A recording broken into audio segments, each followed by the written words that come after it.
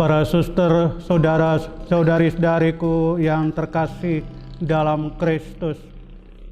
Dalam pertemuan yang sebelumnya, kita sudah merenungkan bersama mengenai iman. Bagaimana dalam panggilan hidup kita sebagai religius, sebagai murid-murid Tuhan, dan juga dengan teladan Santo Yosef, bagaimana menghayati iman kita.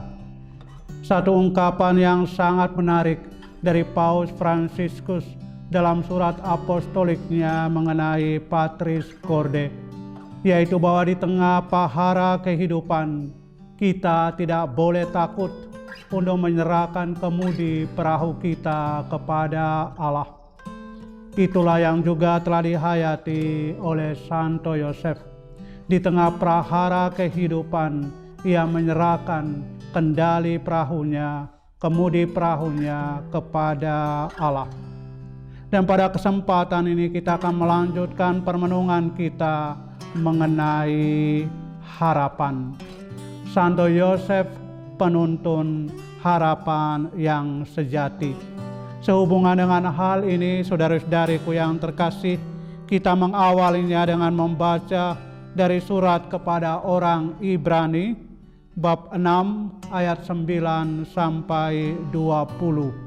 Surat kepada orang Ibrani, bab 6 ayat 9 sampai 20. Saya bacakan.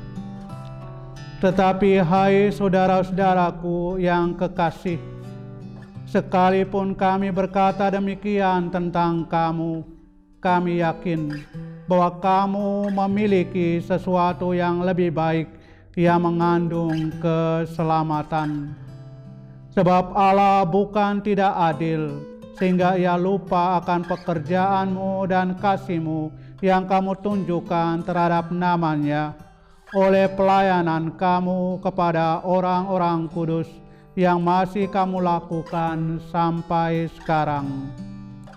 Tetapi kami ingin supaya kamu masing-masing menunjukkan kesungguhan yang sama untuk menjadikan pengharapanmu suatu milik yang pasti sampai pada akhirnya, agar kamu jangan menjadi lamban, tetapi menjadi penurut-penurut mereka yang oleh iman dan kesabaran mendapat bagian dalam apa yang dijanjikan Allah.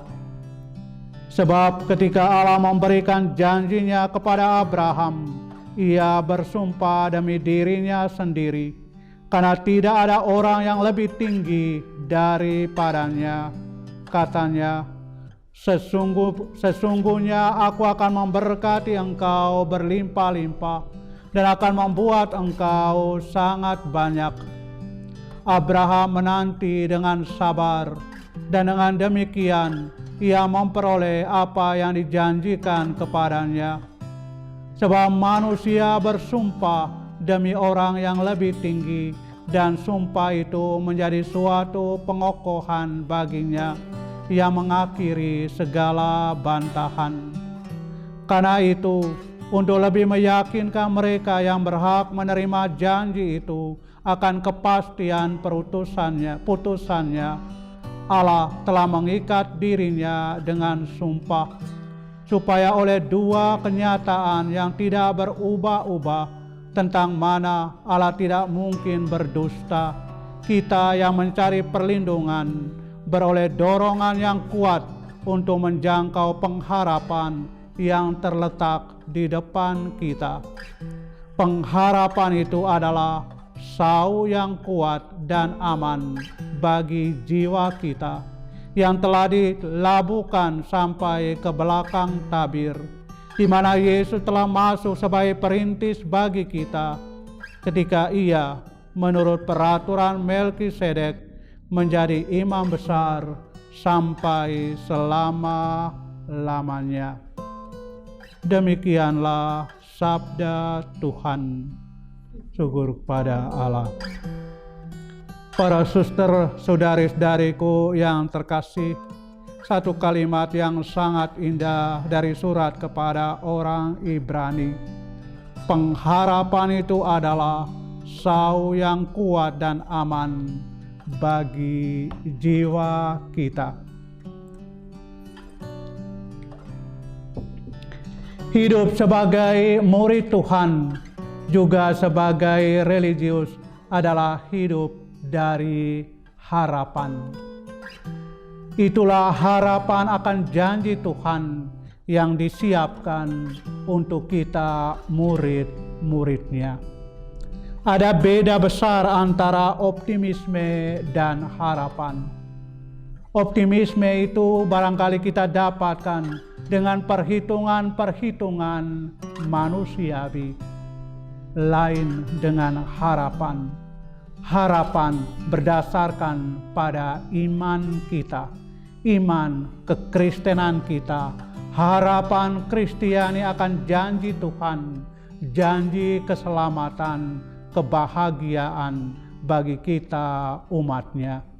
Janji Tuhan adalah janji keselamatan, janji mengenai masa depan yang penuh kebahagiaan, bahkan rumah Bapa surga itu sendiri. Sebagai religius kita hidup kita ini adalah juga memberikan tanda harapan masa depan, atau dalam istilah teologis harapan eskatologis, harapan akan kehidupan setelah kematian.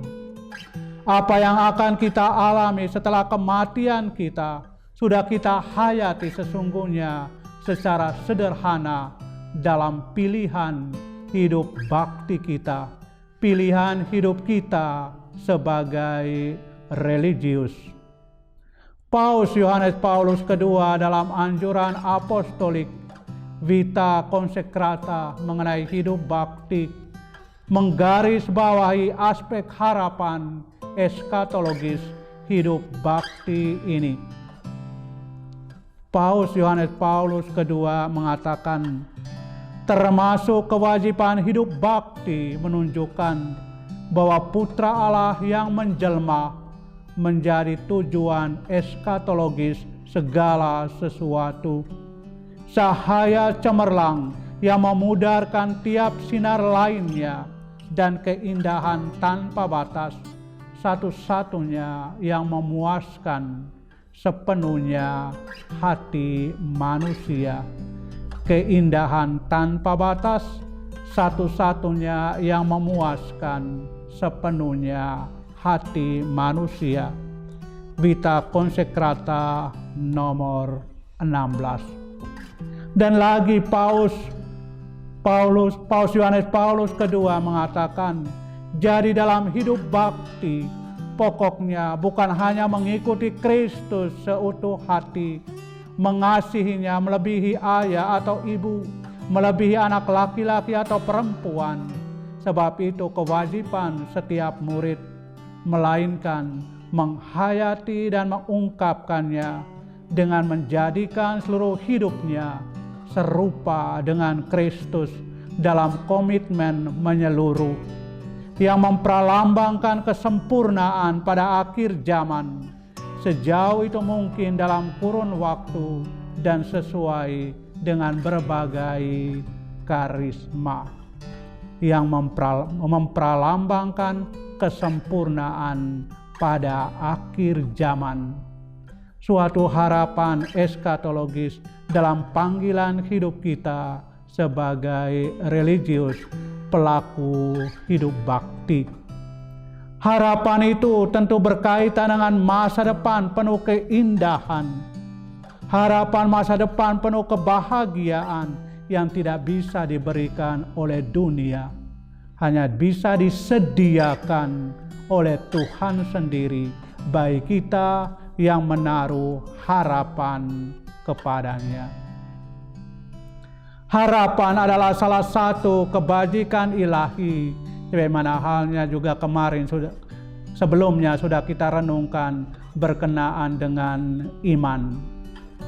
Melalui harapan, kerajaan surga dan kehidupan abadi sebagai kebahagiaan kita yang sungguh kita rindukan. Janji-janji Kristus itulah membuat kita membangun harapan. janji-janji Kristus membuat kita membangun harapan. Kita tidak bisa mengandalkan kekuatan kita sendiri, melainkan bantuan rahmat Roh Kudus. Janji-janji Kristus itulah yang membuat kita membangun harapan.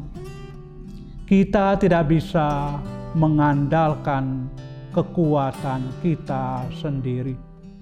Penulis surat kepada orang Ibrani mengatakan, marilah kita berpegang teguh pada pengakuan tentang harapan, sebab Ia yang menjanjikannya adalah setia. Marilah kita berpegang teguh pada pengakuan tentang harapan kita, sebab Ia yang menjanjikannya adalah setia. Allah itu setia pada janjinya. Oleh karena itu kita senantiasa menaruh harapan kepadanya, harapan kehidupan bagi kita semua. Dan itulah juga yang ditegaskan kembali dalam surat kepada orang Ibrani. Pengharapan itu adalah sau yang kuat dan aman bagi jiwa kita.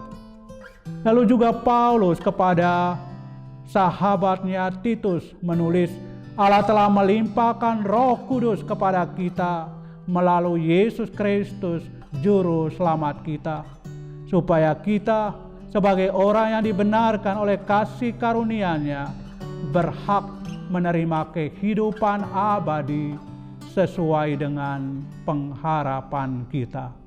Berhak menerima kehidupan abadi sesuai dengan pengharapan kita. Surat Rasul Paulus kepada Titus bab 3 ayat 6 sampai 7. Kebajikan harapan itu sejalan dengan kerinduan akan kebahagiaan yang telah diletakkan Allah dalam hati setiap manusia, dalam hati setiap kita. Ia merangkum harapan yang menjiwai perbuatan manusia. Ia memurnikannya supaya mengarahkannya kepada kerajaan surga. Ia melindunginya terhadap kekecewaan. Ia memberi kemantapan dalam kesepian. Sangat menarik apa yang disampaikan bagian ini, bahwa harapan itu melindungi terhadap segala kekecewaan. Harapan itu memberi kemantapan dalam kesepian. Tidak jarang kita juga mengalami kekecewaan. Tidak jarang kita juga merasakan kesepian di dalam kehidupan kita. Tapi dengan keutamaan harapan justru kita dilindungi. Dengan keutamaan harapan kita diteguhkan di dalam perjalanan hidup kita sebagai seorang religius. Harapan juga membuka hati lebar-lebar dalam menantikan kebahagiaan yang abadi. Semangat yang harapan berikan membebaskan dari egoisme dan mengantar kepada kebahagiaan cinta kasih Kristiani. Semangat yang harapan berikan membebaskan dari egoisme. Kita keluar dari diri kita sendiri. Kita dibebaskan dari segala egoisme dan menantikan dengan penuh harapan apa yang disediakan Tuhan bagi kita, mengantar kepada kebahagiaan cinta kasih Kristiani. Harapan Kristiani juga mengambil alih dan memenuhi harapan umat terpilih yang memiliki asal dan contohnya dalam harapan Abraham. Kita tahu apa yang dialami oleh Abraham. Ia hidup sungguh dari harapan. Kendati sudah tua, kendati istrinya juga mandul, tetapi dia penuh harapan. Harapan akan janji Tuhan bahwa ia akan memiliki keturunan yang banyak. Harapan yang luar biasa yang menjadi kekuatan Abraham dalam siara perjalanan hidupnya. Abraham diberkati oleh Allah secara berlimpah-limpah melalui janji-janji yang terpenuhi dalam diri Ishak anaknya, dan dibersihkan melalui ujian kurban ketika anaknya Ishak ini diminta untuk dikorbankan, dipersembahkan kepada Tuhan. Rasul Paulus dalam suratnya kepada umat di Roma bab 4 ayat 18 menegaskan apa yang dialami oleh Abraham ini. Sebab sekalipun tidak ada dasar untuk berharap, namun Abraham berharap juga dan percaya bahwa ia akan menjadi bapa banyak bangsa. Sekalipun tidak ada dasar untuk berharap, namun Abraham berharap juga dan percaya bahwa ia akan menjadi bapa banyak bangsa. Maka itu tadi saya mengatakan bahwa harapan bukan sekedar optimisme. Optimisme itu berdasarkan pada perhitungan-perhitungan manusia. Tapi harapan Kristiani adalah berpegang pada janji-janji Tuhan. Harapan Kristiani dibentangkan langsung pada awal khotbah Yesus dalam sabda bahagia. Sabda bahagia mengarahkan kita ke surga sebagai tanah terjanji yang baru. Mereka menunjukkan jalan melalui pencobaan-pencobaan yang menantikan murid-murid Yesus. Misalnya saja berkenaan dengan kemiskinan. Berbahagialah orang yang miskin, karena merekalah yang empunya kerajaan surga. Justru miskin tetapi bahagia. Dan itu karena hidup dari harapan. Atau berbahagialah orang yang menangis karena mereka akan dihibur.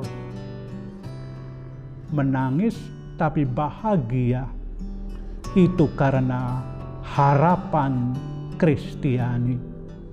Tapi oleh jasa Yesus Kristus dan sengsaranya, Allah mempertahankan kita dalam harapan. Harapan tidak mengecewakan. Surat Rasul Paulus pada umat di Roma bab 5 ayat 5. Harapan tidak mengecewakan. Oleh karena itu, secara konkret dalam kehidupan kita, barangkali dengan perhitungan-perhitungan manusiawi kita kecewa. Tapi sebagai orang yang punya harapan, harapan itu justru membawa kita keluar dari rasa kecewa yang mendalam dalam kehidupan siara panggilan kita. Juga dalam surat kepada umat Ibrani, dalam bab 6 ayat 19 sampai 20 ditegaskan, di dalam Dia kita memiliki sau yang kuat dan aman bagi jiwa kita, yang sampai ke tempat di mana Yesus telah masuk sebagai perintis bagi kita, bahwa di dalam harapan kita memiliki sau yang kuat dan aman.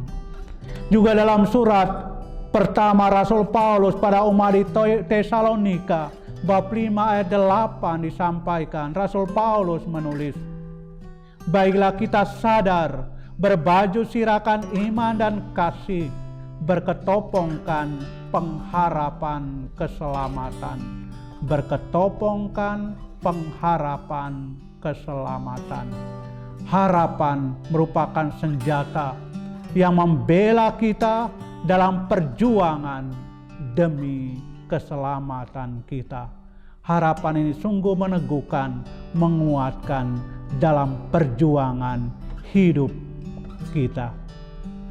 Harapan juga memberi kepada kita kegembiraan dalam pencobaan sekalipun.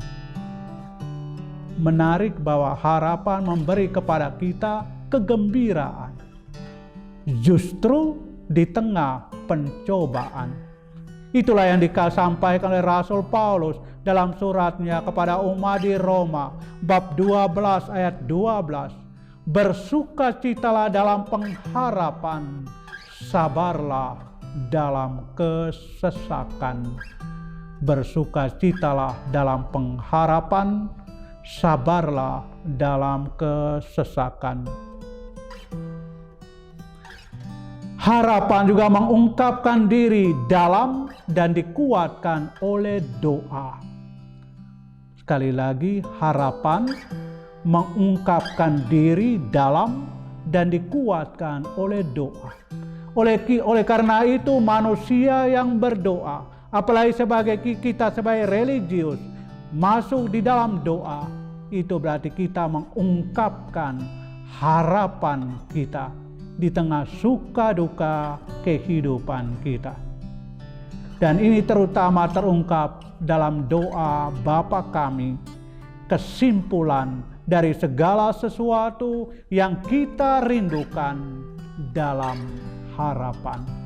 Doa Bapa Kami menjadi sebuah kesimpulan yang indah dari segala sesuatu yang kita rindukan dalam harapan. Jadi kita dapat mengharapkan kemuliaan surga yang Allah telah janjikan kepada mereka yang mencintai Dia dan melakukan kehendak-Nya. Jadi kita dapat mengharapkan kemuliaan surga yang Allah telah janjikan kepada kita sekalian yang mencintai Dia dan melakukan kehendak-Nya. Ini terungkap jelas dalam doa Bapa Kami. Dalam setiap situasi kita berharap agar dengan rahmat Allah kita dapat bertahan hingga akhir. Matius bab 10 ayat 22. Jadi dalam situasi sulit, kalau orang hidup dari harapan, ia justru mendapatkan kekuatan yang berasal dari rahmat Allah, sehingga ia dapat bertahan hingga akhir. Harus kita akui bahwa banyak orang tidak bertahan hingga akhir, justru karena tidak hidup dari harapan. Dan orang yang hidup dari harapan mendapatkan kegembiraan surga. Ganjaran yang diberikan Allah terhadap perbuatan baik yang dilaksanakan dengan rahmat Kristus. Dari harapan itu memberikan kekuatan dalam perjuangan kita selama di dunia ini, tetapi juga memberikan kegembiraan, harapan di masa depan, kegembiraan surga.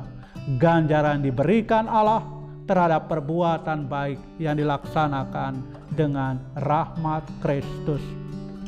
Dengan penuh harapan, gereja berdoa supaya semua orang diselamatkan.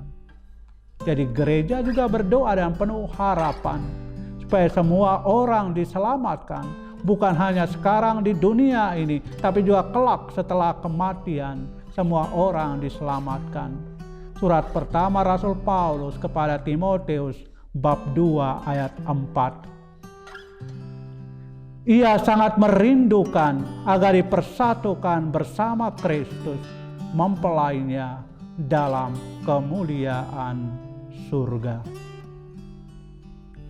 Santa Teresia dari Avila atau nama lainnya Santa Teresia dari Yesus, Santa Teresia Agung, Teresia Besar, juga dalam tulisannya mengungkapkan, berharaplah hai jiwaku, berharaplah. Engkau tidak mengetahui hari atau waktu. Berjaga-jagalah dengan penuh perhatian. Segala sesuatu berlalu dengan cepat. Walaupun ketidaksabaranmu membuat hal yang pasti jadi diragukan dan membuat waktu yang singkat menjadi panjang. Ingatlah, semakin banyak engkau berjuang, semakin banyak engkau membuktikan cintamu kepada Allah, dan pada suatu hari akan semakin banyak engkau bergembira dengan kekasihmu dalam satu kebahagiaan dan kegembiraan yang tidak pernah akan berakhir. Kata-kata Santa Teresia yang sungguh sangat indah. Ingatlah, semakin banyak engkau berjuang, semakin banyak engkau membuktikan cintamu kepada Allah. Dan pada suatu hari, inilah juga merupakan ungkapan harapan, akan semakin banyak engkau bergembira dengan kekasihmu dalam satu kebahagiaan dan kegembiraan yang tidak pernah akan berakhir.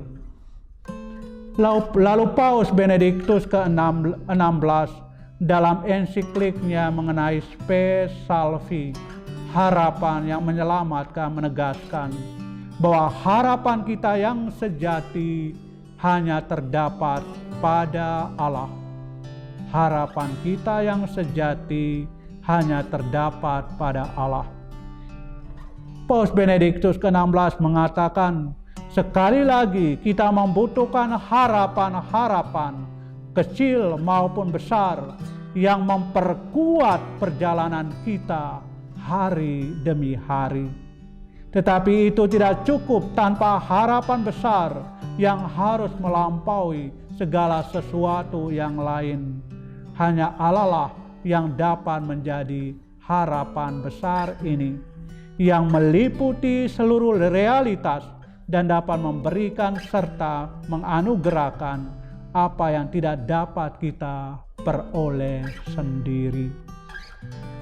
Sangat indah apa yang dikatakan Paus Benediktus dalam Spe Salvi nomor 31. Sekali lagi kita membutuhkan harapan-harapan besar ataupun kecil yang memperkuat perjalanan kita hari demi hari. Lalu juga Paus Benediktus ke-16 menegaskan bahwa salah satu tempat kita belajar untuk harapan adalah doa. Jadi doa menjadi sebuah sekolah untuk belajar. Doa menjadi ruang kelas di mana kita memperoleh pengetahuan, pengalaman mengenai harapan. Dan dalam ensiklik Spe Salvi, dia mengatakan, tempat mendasar pertama untuk belajar berpengharapan ialah doa. Jika tak seorang pun mendengarkan daku, Allah masih selalu mendengarkan aku. Jika aku tidak dapat lagi berbicara dengan atau memanggil siapapun, aku selalu bisa berbicara dengan Allah. Bila tak seorang pun dapat menolong aku, di mana ada kebutuhan atau pengharapan yang melampaui kemampuan manusia untuk berpengharapan, Allah dapat menolong aku. Jadi Paus Benediktus ke-16 menegaskan sekali lagi di dalam doa ini, kalau tidak ada lagi di tempat lain di mana kita dapat berbicara untuk menyampaikan keluh kesah kita, untuk menaruh harapan, Allah lah jawaban kita. Spe Salvi nomor 32. Selanjutnya kita akan melihat bagaimana Santo Yosef menjadi penuntun kita kepada harapan. Santo Yosef sesungguhnya adalah tokoh yang luar biasa yang hidup dari harapan. Santo Yosef membantu kita bagaimana hidup dalam pengharapan. Dari apa yang tadi sudah disampaikan, sudah kita renungkan, dihayati dengan sangat sederhana tetapi mendalam, berkaitan dengan bagaimana hidup dalam harapan. Dan hal itu terungkap antara lain, Yosef selalu dan tetap berharap akan janji Tuhan. Santo Yosef membantu kita bagaimana hidup dalam pengharapan. Santo Yosef selalu dan tetap berharap akan janji Tuhan. Itulah janji keselamatan. Dan inilah yang disampaikan oleh malaikat Tuhan kepada Santo Yosef. Yusuf anak Daud, janganlah engkau takut mengambil Maria sebagai istrimu, sebab anak yang di dalam kandungannya berasal dari Roh Kudus. Ia akan melahirkan anak laki-laki dan engkau akan menamakan dia Yesus, karena dialah yang akan menyelamatkan umatnya dari dosa mereka. Ada janji Tuhan di sini bahwa Maria yang mengandung anaknya dari Roh Kudus dan akan dinamakan Yesus, karena dialah yang menyelamatkan umatnya dari dosa mereka. Oleh karena itu, Yosef, anak Daud, janganlah engkau takut mengambil Maria sebagai istrimu. Dengan kabar tersebut terpenuhilah nubuat harapan yang sudah disampaikan dalam perjanjian lama. Dengan kabar tersebut, apa yang disampaikan oleh malaikat Tuhan kepada Yosef, terpenuhilah nubuat harapan yang sudah disampaikan dalam perjanjian lama dalam Yesaya bab 7 ayat 14. Hal itu terjadi supaya genaplah yang difirmankan Tuhan oleh Nabi. Sesungguhnya anak darah itu akan mengandung dan melahirkan seorang anak laki-laki, dan mereka akan menamai dia Emmanuel. Matius bab 1 ayat 22 sampai 23. Santo Yosef hidup dari harapan. Dan Santo Yosef yang hidup dari harapan ini terungkap justru dalam kegembiraan di tengah cobaan. Santo Yosef tetap bertahan kendati kecewa. Tentu kecewa dalam tanda petik. Kegembiraan di tengah pencobaan, tetap bertahan kendati kecewa. Kita melihat satu dua peristiwa, misalnya dalam peristiwa Yesus yang hilang di Yerusalem. Santo Yosef tetap bertahan dan gembira dalam menjalankan tugasnya sebagai pengasuh Yesus. Kendati merasa seakan-akan ditolak oleh Yesus. Ingat apa yang disampaikan oleh Maria. Hal itu bermula dari teguran Maria kepada Yesus anaknya. Nak, mengapa engkau berbuat demikian terhadap kami? Bapamu dan aku dengan cemas mencari engkau. Jawabnya kepada mereka, mengapa kamu mencari aku? Tidakkah kamu tahu bahwa aku harus berada dalam rumah Bapakku? Lukas bab 2 ayat 48 sampai 49. Ingat, Maria dan Yosef kendati tidak mengerti apa yang disampaikan oleh Yesus anaknya yang baru berumur 12 tahun. Nak, mengapa engkau berbuat demikian? Mengapa kamu mencari aku? Tidakkah kamu tahu bahwa aku harus berada dalam rumah Bapakku? Tapi keduanya, Maria dan Yosef, kembali ke Nazaret dan menjalankan tugasnya dengan gembira. Seorang penulis Polandia yang Dobraszewski dalam bukunya The Shadow of the Father telah menuliskan kehidupan Santo Yosef dalam bentuk sebuah novel. Dengan gambaran yang menggugah hati tentang bayang-bayang yang menjelaskan sosok Santo Yosef yang di hadapan Yesus adalah bayang-bayang di dunia akan Bapa Surgawi yang menjaganya, melindunginya, tidak pernah meninggalkannya untuk mengikuti langkah-langkahnya. Jadi Santo Yosef yang di hadapan Yesus adalah bayang-bayang di dunia akan Bapa Surgawi yang selalu menunjukkan cintanya yang begitu besar bagi kita umatnya. Marilah kita juga berpikir tentang apa yang diperingatkan Musa kepada Israel. Di padang gurun engkau melihat bahwa Tuhan Allahmu mendukung engkau seperti seorang mendukung anaknya sepanjang jalan yang kamu tempuh. Maka Paus Fransiskus di dalam surat apostoliknya Patris Corde mengatakan Yusuf telah melaksanakan peran kebapaannya sepanjang hidupnya. Peran kebapaannya walaupun juga ia harus berjuang di dalam kehidupannya di tengah cobaan. Selanjutnya, bagaimana dengan para suster PRR? Bagaimana menghayati hidup dari harapan? Sebagaimana orang Kristiani, tapi terlebih sebagai seorang religius, kita semua biarawan-biarawati, secara istimewa para suster PRR saat ini dipanggil untuk hidup dari harapan. Harapan adalah sau yang aman, kekuatan bagi jiwa kita dalam perjalanan siara hidup ini. Dalam konstitusi para suster nomor 106 paragraf pertama dikatakan hidup kita merupakan tanda syukur atas iman umat. Syukur ini diwujudkan dalam doa, karya kerasulan, dan kegembiraan hidup. Jadi hidup kita, hidup para suster merupakan tanda syukur atas iman umat.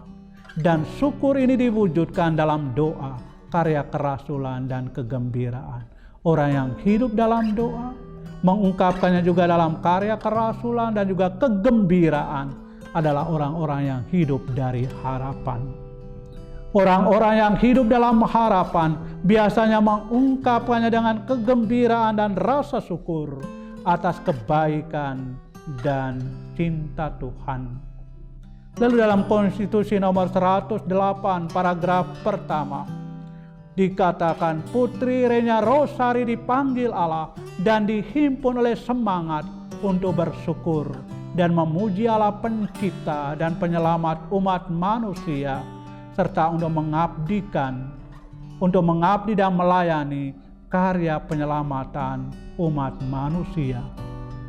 Orang yang hidup dari harapan selalu bersyukur atas karya keselamatan yang telah dialami dan menyediakan diri untuk meneruskan karya keselamatan itu kepada sesama. Orang yang telah menemukan kekuatan dalam kehidupan, ia juga akan berbagi dengan sesama supaya orang lain pun mengalami kekuatan yang berasal dari Tuhan. Hidup dari harapan. Hidup religius kita memiliki sifat eskatologis, harapan akan kehidupan setelah kematian. Dan itu juga terungkap di dalam kaul-kaul kebiaraan. Secara istimewa dalam konstitusi para suster nomor 118 disampaikan pada kita bahwa kaul-kaul religius sebagai penyerahan total kepada Allah berdasar dan berakar pada kesetiaan, cinta, kerahiman, dan kemurahan Allah yang menumbuhkan kita dalam iman, harap, dan kasih. Jadi kaul-kaul yang kita hayati, kaul-kaul yang kita ungkapkan berdasar dan berakar pada kesetiaan. Dan kesetiaan tentu berkaitan dengan janji Tuhan bagi kita. Kemurahan kerahimannya karena kita berjuang untuk hidup dari harapan. Lalu dalam konstitusi nomor 118 kembali dikatakan, dengan kaul kemurnian, kemiskinan, dan ketaatan, kita melepaskan diri dari ikatan cinta yang terbatas pada manusia tertentu, ikatan harta, ikatan kehendak sendiri. Allah memanggil kita kepada suatu hidup penuh pengabdian dengan cinta yang tak terbatas dan mengarahkan seluruh hidup kita kepada Allah dan kepada pelaksanaan tugas gereja, memberi kesaksian tentang kemuliaan Allah, cinta Allah yang tak terbatas yang meliputi segala sesuatu. Dengan penghayatan kaul-kaul, kita melepaskan diri dari segala sesuatu di dunia ini dan hidup dari harapan. Harapan akan janji Tuhan yang memberikan kepada kita harta yang baru, kerajaan Allah.